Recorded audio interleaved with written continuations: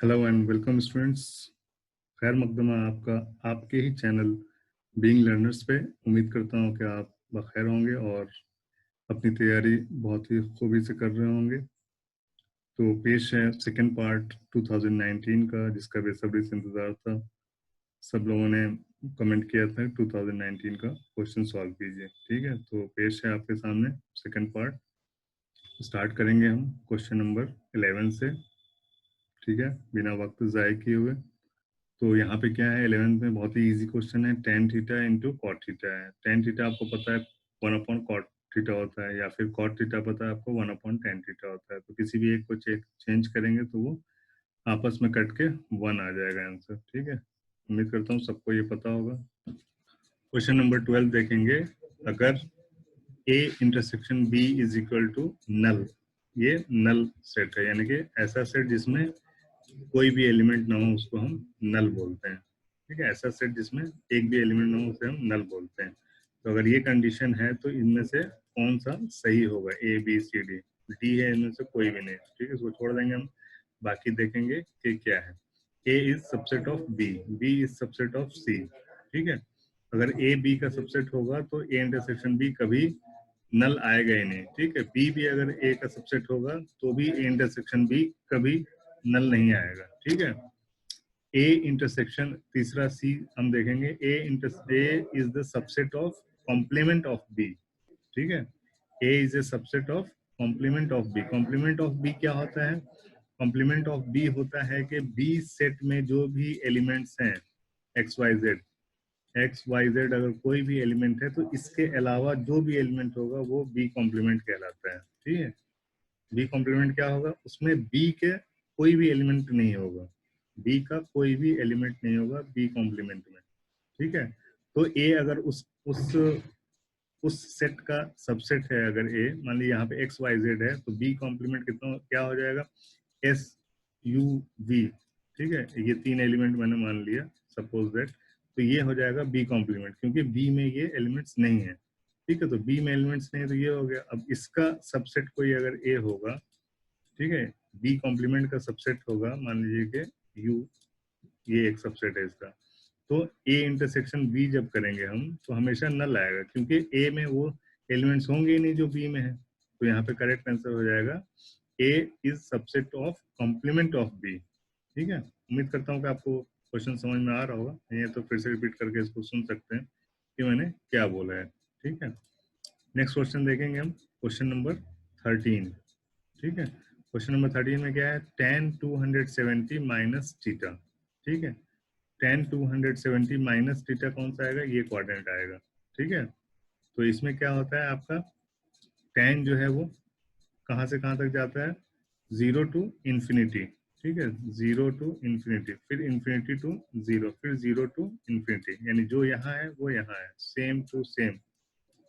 All sine tan cos, इसमें tan positive होता है। ठीक है, तो जो यहाँ पे वैल्यू होता है वही यहाँ पे सेम वैल्यू होता है, यानी tan का जो फर्स्ट क्वाड्रेंट में जो भी आपका वैल्यू होता है, यानी tan जो थीटा होता है वही tan 270 माइनस थीटा भी होता है। That means tan 270 minus theta is equal to tan theta है। इस तरह से कॉन्सेप्ट समझेंगे तो कुछ याद रखने की आपको जरूरत नहीं। ठीक है, नेक्स्ट क्वेश्चन देखेंगे हम, क्वेश्चन नंबर 14। ठीक है, क्वेश्चन नंबर 14 में क्या है? यहाँ पे क्यूब है। ठीक है, यानी कि 3 बार मल्टीप्लाई करना है इसको।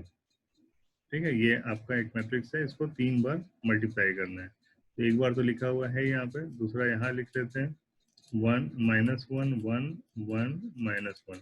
ठीक है, एक बार और लिख लेते हैं, क्या हो जाएगा? 1 minus 1 minus 1 1।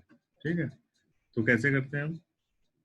Row column multiply करते जाते हैं। ठीक है, तो क्या हो जाएगा?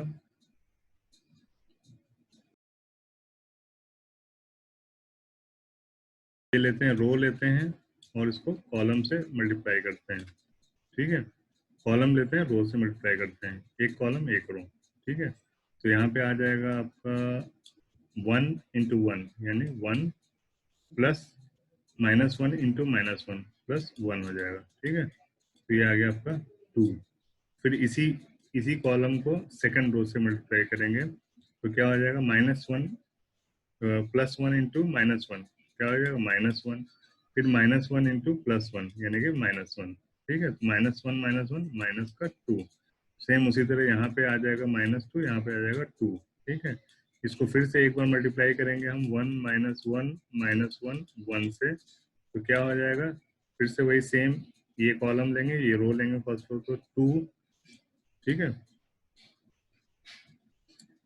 2 ले लेंगे, 2 1 से 2, ठीक है, प्लस यहाँ से -2 इंटू -1 क्या हो जाएगा, प्लस का 2, ठीक है, तो क्या आ जाएगा 4, ठीक है। यहाँ पे 4 देखिए, 4 कहाँ पे, एक यहाँ पे, तो पूरा निकालने की आपको जरूरत ही नहीं, यहीं पे आपका आंसर पता चल जाएगा, 4 यहाँ पे आ रहा है, ठीक है। तो उम्मीद करता हूँ कि आपको समझ में आ रहा होगा। क्वेश्चन नंबर 15 देखेंगे।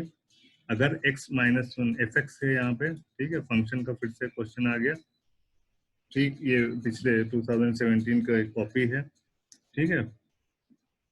फंक्शन f है x-1, g(x) है x², तो आपको f ऑफ g3 निकालना है। f ऑफ g3 कहने का मतलब ये है कि पहले आपको g3 निकालना है, यानी कि g फंक्शन में 3 पुट करके इसका वैल्यू निकालना है, और जो वैल्यू आएगा वो वैल्यू आपको f फंक्शन में पुट करना है। तो g3 पुट करेंगे हम, g की जगह 3, x की जगह 3 पुट करेंगे g फंक्शन में, तो क्या आ जाएगा, 9 आ जाएगा, ठीक है। इसी 9 को जब हम f फंक्शन में पुट करेंगे तो 9 - 1 8 आ जाएगा, तो आपका आंसर हो जाएगा a, ठीक है।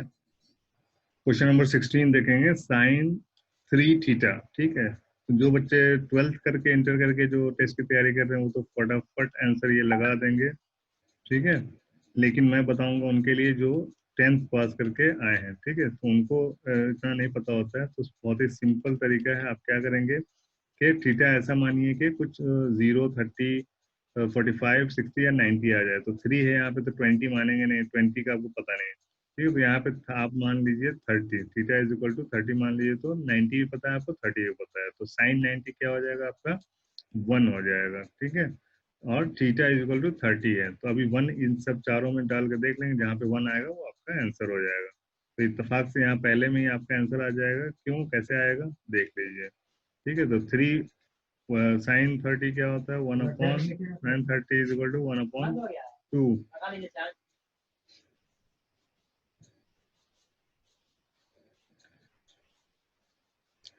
साइन 30 हो जाएगा आपका 1 अपॉन 2, तो 3 हो गया 2 माइनस का 4 इंटू साइन 30 का क्यूब, तो साइन 30 है 1 अपॉन 2, तो क्यूब हो जाएगा 1 अपॉन 8, ऊपर है आपका 4, 4 upon 8, 4 divided by 8 divided 4 to the 8, तो क्या हो जाएगा ये 1/2, यानी 3/2 माइनस 1/2, तो 2 कॉमन आ गया, LCM 3 minus 1 is equal to 2/2, तो आ गया ये 1, ठीक है।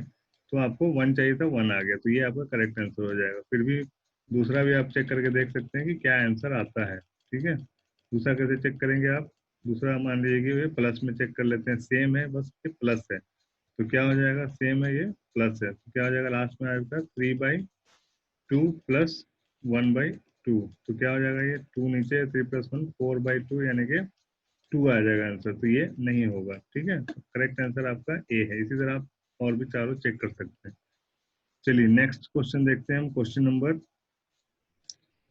नंबर 17 देखते हैं, ठीक है। क्वेश्चन नंबर 17 है आपका, अगर साइन थीटा इक्वल टू 1/3, ठीक है, वैसे ही एक ट्राइंगल लेंगे, साइन थीटा होता है आपका p/h, ठीक है, तो ये 1 हो गया, ये 3 हो गया, तो ये कितना हो जाएगा, 3 का स्क्वायर यानी 9 माइनस 1, 9 माइनस क्या होता है 1 होता है 8, तो 8 का रूट निकालेंगे तो क्या हो जाएगा 2√2, ठीक है। तो क्या हो जाएगा, कॉट है यहाँ पे, कॉस नहीं है, कॉट है, कॉट होता है आपका b/p, ठीक है, तो b है आपका 2√2 डिवाइडेड बाई p यानी 1, क्या आंसर हो जाएगा 2√2, ठीक है।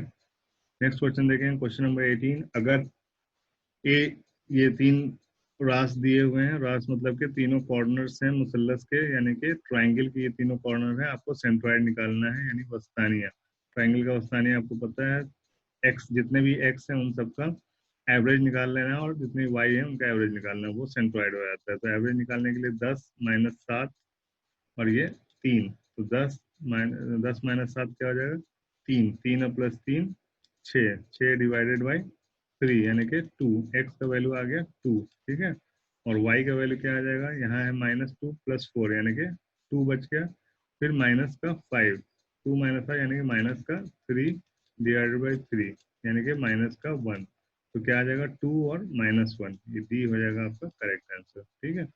19 देखेंगे, अगर ए आफाकी सेट है, आफाकी बोलते हैं यूनिवर्सल को, ठीक है, यूनिवर्सल सेट एक्स है और का तहत एक्स का तहत सेट है, तहत सेट यानी कि तहत सेट क्या होता है, कॉम्प्लीमेंट सेट है, एक्स का तहत सेट है। अगर ए आफाकी सेट है, अगर ए आफाकी सेट एक्स का तहत सेट है और सबसेट, तहत सेट मतलब सबसेट, ठीक है, और ए डैश जो है उसका कॉम्प्लीमेंट सेट है। तहत सेट याद कीजिए, सबसेट बोलते हैं इसको, ठीक है, और कॉम्प्लीमेंट सेट तो लिखा ही हुआ है, इनको मिला नहीं होगा उर्दू, कॉम्प्लीमेंट का क्या होता है उर्दू, ठीक है, बस परेशान करना है। अगर ए आफाकी सेट एक्स का तहत सेट है यानी सब सेट है और ए डैश जो है उसका कॉम्प्लीमेंट सेट है, तो ए यूनियन ए डैश क्या हो जाएगा, यानी ए यूनियन ए कॉम्प्लीमेंट क्या हो जाएगा।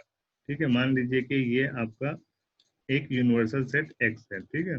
अब इसके अंदर जो है, मान लीजिए कि ये ए सेट है यानी ए सेट है, तो इसके बाकी का जो ये पूरा है ना, ए के अलावा वो क्या हो जाएगा, ए कॉम्प्लीमेंट हो जाएगा। कॉम्प्लीमेंट क्या होता है, ए सेट के अलावा जो भी है सब ए कॉम्प्लीमेंट में आएगा। तो इन दोनों, इन ए और ए कॉम्प्लीमेंट को जब मिलाएंगे तो क्या हो जाएगा, यूनियन का मतलब क्या होता है, यूनियन मीन्स मिक्स करना, यानी एक साथ इकट्ठा करना, यूनियन पता ही होगा आपको।